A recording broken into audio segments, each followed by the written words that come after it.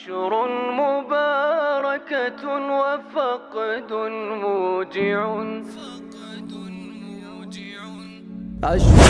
Assalamualaikum warahmatullahi wabarakatuh.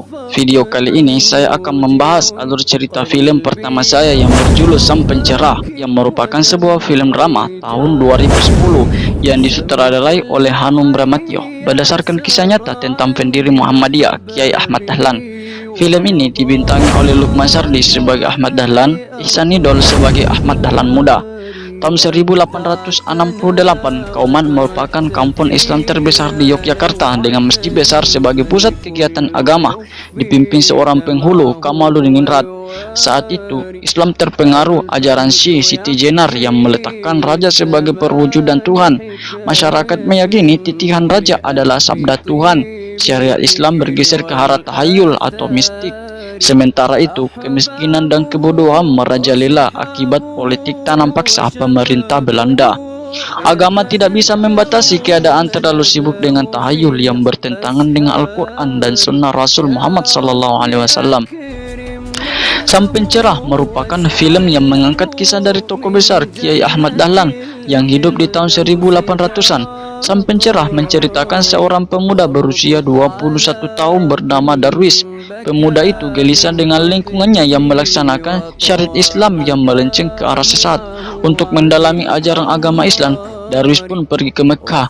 Sepulang dari Mekah, Darwis muda mengubah namanya menjadi Ahmad Dahlan, seorang pemuda usia 21 tahun yang gelisah atas pelaksanaan syariat Islam yang melenceng ke arah sesat, syirik dan bid'ah.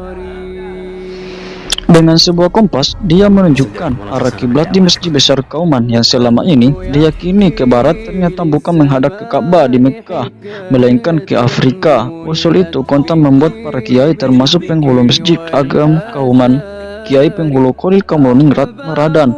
Ahmad Dahlan, anak muda yang 5 tahun menimba ilmu di kota Mekah, dianggap membangkang aturan yang sudah berjalan selama berabad-abad lampau.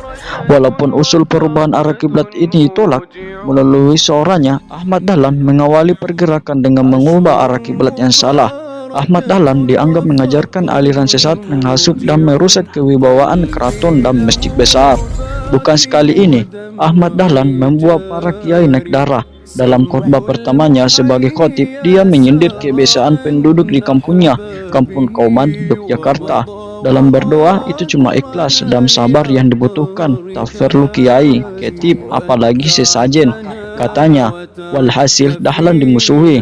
Langgar kidul di samping rumahnya, tempat dia sholat berjamaah, mengajar, mengaji, bahkan sempat hancur di amuk massa lantaran dianggap menyebarkan aliran sesat.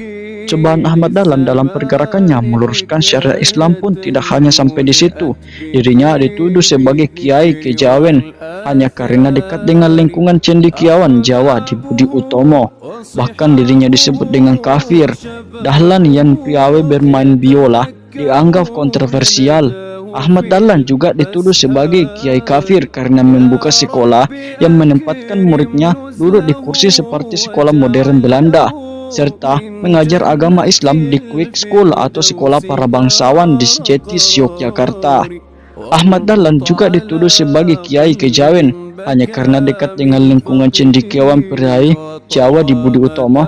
Tapi tuduhan tersebut tidak membuat pemuda Kauman itu surut dengan ditemani istri tercinta Siti Walidah dan 5 murid-murid setianya, yaitu Suja, Sangidu, Faharuddin, Hisyam, dan Dirjo. Dari situlah muncullah inspirasi pendirian Muhammadiyah.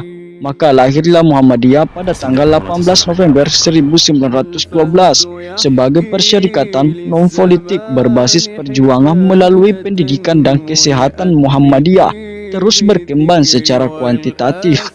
Muhammadiyah harus mulai introspeksi karena tantangannya zamannya juga semakin kompleks. Tanpa harus berubah menjadi sebuah partai, Muhammadiyah bisa dengan tegar memberikan masukan kepada penyelenggara negara. Yang jelas, titipan Kiai Ahmad Dahlan harus tetap dipegang. Hidupilah Muhammadiyah, tetapi jangan mencari kehidupan dari Muhammadiyah. Insya Allah.